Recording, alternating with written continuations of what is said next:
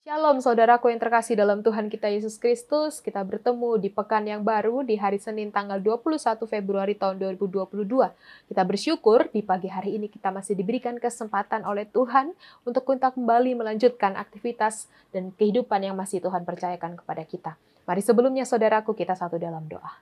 Ya Bapa dalam kerajaan sorga, kata henti-hentinya kami mengucap syukur atas kasih dan kemurahan Tuhan yang begitu senantiasa baik boleh kami rasakan. Di pagi hari ini kami boleh bangun. Di malam yang panjang tadi kami boleh merasakan penyertaan Tuhan. Sungguh kami bersyukur memiliki Tuhan yang sungguh baik menjaga kehidupan kami. Dan di pagi hari ini Tuhan kami siap untuk melanjutkan aktivitas kami. Oleh sebab itu sebelum kami mau melanjutkannya, kami mau melandaskannya dalam firman Tuhan. Biarlah Tuhan sendiri yang mengurapi hati dan pikiran kami. Sehingga kami boleh mengerti apa yang maksud dan Tuhan firmankan lewat firman Tuhan di hari ini. Oleh sebab itu ya Tuhan berfirmanlah karena kami siap mendengarkan. Amin. Saudaraku yang terkasih dalam Tuhan kita Yesus Kristus, pembacaan Alkitab kita di pagi hari ini terambil dari Yosua pasal 3, ayat yang pertama hingga yang ke-8. Demikianlah firman Tuhan. Yosua bangun pagi-pagi, lalu ia dan semua orang Israel berangkat dari Sitim, dan sampailah mereka ke sungai Yordan. Maka bermalamlah mereka di sana sebelum menyeberang. Setelah lewat 3 hari, para pengatur pasukan menjalani seluruh perkemahan dan memberi perintah kepada bangsa itu, katanya, segera sesudah kamu melihat tabut perjanjian Tuhan Allahmu yang diangkat para imam yang memegang suku Lewi, maka kamu harus juga berangkat dari tempatmu dan mengikutinya. Hanya antara kamu dan tabut itu harus ada jarak kira-kira 2000 hasta panjangnya. Janganlah mendekatinya. Maksudnya supaya kamu mengetahui jalan yang harus kamu tempuh, sebab jalan itu belum pernah kamu lalui dahulu.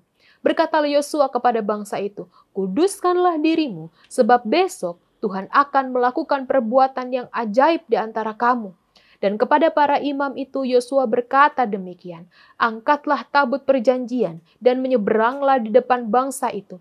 Maka mereka mengangkat tabut perjanjian dan berjalan di depan bangsa itu.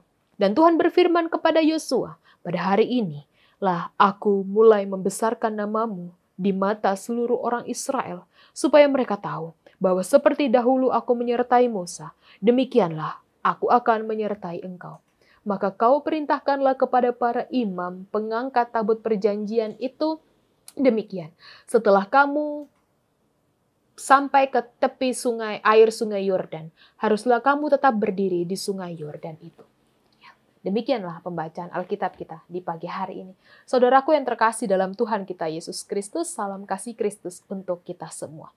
Saudaraku, saya yakin ketika kita berada di rumah, kita pasti memisahkan di mana tempat kita menyimpan piring-piring yang kotor atau piring-piring yang bersih. Di mana kita tempat menyimpan, memisahkan mana baju pakaian yang kotor dan baju pakaian yang sudah dicuci bersih.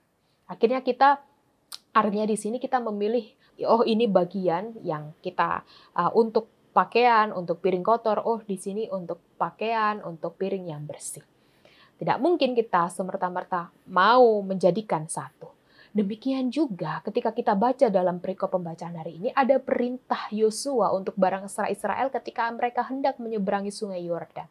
Yaitu di mana mereka harus menguduskan diri. Nah saudaraku, menguduskan diri di sini adalah bagaimana mereka harus memisahkan diri dari kehidupan mereka yang tercemar dari dosa. Mereka harus memisahkan, melepaskan, rela, meninggalkan hal-hal yang tidak berkenan di hadapan Tuhan, dan mereka harus memperbaharui diri untuk siap berjalan bersama tabut perjanjian dan menyeberangi sungai Yordan. Nah, di konteks pembacaan kita hari ini, di mana Yosua bersama rombongan tiba di sungai Yordan. Mereka tidak semerta-merta langsung menyeberang. Mereka berdiam diri di tepi sungai Yordan itu selama 3 hari lamanya. Nah, ini adalah waktu bagi Yosua untuk menenangkan diri, berdiam diri, meminta hikmat Tuhan, meminta petunjuk Tuhan tentang apa yang harus ia lakukan ke depannya. Mereka harus taat. Mereka harus memprioritaskan apa yang Tuhan katakan. Mereka tidak boleh berjalan di depan tabut, tapi tabut itu yang harus berjalan di depan mereka, karena mereka belum pernah melewati jalan sebelumnya itu. Kalau mereka berjalan di depan tabut, mereka akan kehilangan arah. Nah, pertanyaannya saudaraku, mengapa umat Tuhan itu harus menguduskan diri, memisahkan diri dari perbuatan-perbuatan yang tidak baik? Supaya apa saudaraku? Supaya mereka mengalami perbuatan Tuhan yang ajaib di keesokan harinya. Nah, pertanyaannya, mengapa bangsa Israel harus menguduskan diri? Nah, karena Tuhan Allah mereka adalah kudus. Oleh sebab itu mereka juga harus hidup kudus seturut dengan kehendak Tuhan.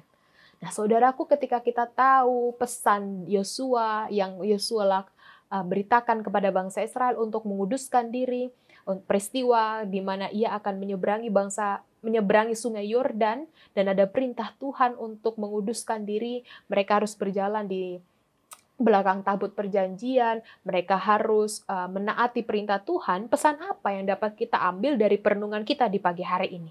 Sama halnya dengan bangsa Israel saat mereka diperintahkan untuk menguduskan diri. Demikian juga dengan kita sebagai anak-anak Tuhan. Kita diminta untuk menguduskan diri kita, yaitu kita diminta untuk memisahkan atau menjauhkan sikap hidup kita yang tidak berkenan di hadapan Allah. Mengapa demikian? Karena Allah kita adalah Allah yang kudus. Maka sebagai anak-anaknya, kita juga selayaknya hidup kudus di hadapan Tuhan. Kenapa harus demikian saudaraku? Sederhananya, jika kita masih hidup di dalam dosa, maka hal itu akan menghalangi kita menerima berkat dari Tuhan. Tuhan juga akan melakukan perbuatan ajaib dalam kehidupan kita yang kita alami kehidupan ini. Di mana Tuhan akan memberkati keluarga kita. Tuhan memberkati usaha, pekerjaan, persekutuan, kerja layan kita. Itu terjadi kalau kita mau menguduskan diri. Dalam arti kita mau memisahkan diri, menjauhkan diri, rela melepaskan segala kecemaran yang kita sering lakukan. Sebab jika kita hidup dalam dosa dan kecemaran kita, saudaraku, hal itu dapat menghalangi perbuatan ajaib Tuhan dalam diri kita. Tuhan kita adalah kudus, maka kekudusannya tidak dapat tercampur dengan segala dosa dan pencemaran kita. Maka di pagi hari ini kita akan melakukan aktivitas kita, baik kita bekerja, menikmati masa tua, kita berkuliah, kita dalam pergumulan, dalam kelemahan tubuh dan lain sebagainya yang kita alami masing-masing, saudaraku. Mari kita kuduskan diri, kita kuduskan hati kita, agar Tuhan Allah kita yang kudus mampu melakukan perbuatan yang ajaib di sepanjang hari ini. Memang tidak mudah dan tidak gampang. Apalagi kita sebagai manusia terkadang larut dalam sifat kedagingan kita. Oleh sebab itu, maka setiap waktu yang masih kita terima, kita harus mau prioritaskan Tuhan dalam kehidupan kita. Agar kita tetap dikontrol hati pikiran kita dalam hikmat Tuhan. Tuhan tetap beserta dengan kita. Kita tetap mengundang Tuhan dalam hati, dalam doa kita. Sehingga kita diberikan hikmat dan kita hidup bijaksana di dalam Tuhan. Agar kita boleh memilah mana yang tidak taat, mana yang tidak setia, mana yang taat dan mana yang setia. Segala sesuatunya mana yang sesuai dengan perintah Tuhan yang sering kita baca dan kita dengar dalam Alkitab. Karena itu adalah kunci keberhasilan kehidupan kita. Ketika kita taat dan hidup setia, Tuhan sendiri yang akan membuka jalan bagi kita. Mari kita kerjakan bagian kita di sepanjang hari ini dalam tuntunan Tuhan. Namun sebelumnya, mari kita kuduskan diri terlebih dahulu. Selamat menguduskan diri di dalam Tuhan. Tuhan memberkati firman-Nya. Amin. Mari bersama kita berdoa. Bapa dalam kerajaan surga, terima kasih untuk firman Tuhan di pagi hari ini. Kami kembali diingatkan untuk bagaimana ketika kami mau melakukan segala rangkaian aktivitas kami. Kami mau memisahkan diri segala perbuatan kami yang tercemar, perbuatan kami yang berdosa yang melukai hati Tuhan, sehingga kami boleh bersama diberkati dalam kehidupan kami. Terima kasih untuk firman Tuhan hari ini. Kami belajar dari Yosua dan bangsa Israel. Ketika kami memiliki waktu, biarlah kami boleh mengintrospeksi diri, meminta hikmat dari Tuhan. Berkati kami Tuhan dalam kesehatan kami. Sekarang virus Omikron yang sedang tumbuh, Tuhan berkati dan sertai. Sehingga kami boleh tetap waspada, sesuai dengan prokes. Kami tetap mau patuh dengan perintah Tuhan dan anjuran pemerintah. Pakai kami menjadi saluran berkat Tuhan dimanapun kami berada. Sehingga nama Tuhan dipuji dan dimuliakan nama. Saat ini kami hendak melanjutkan aktivitas kami. Biarlah Tuhan sendiri yang berkuasa atas kehidupan kami. Tuhan yang boleh memimpin menyertai kehidupan kami. Sehingga kami tetap boleh semangat dan tetap optimis melanjutkan kehidupan kami di hari ini. Terima kasih Tuhan, ini doa dan syukur kami. permohonan kami. Yang kami mau peralaskan hanya dalam satu nama Tuhan kami Yesus Kristus. Kami berdoa dan mengucap syukur. Amin.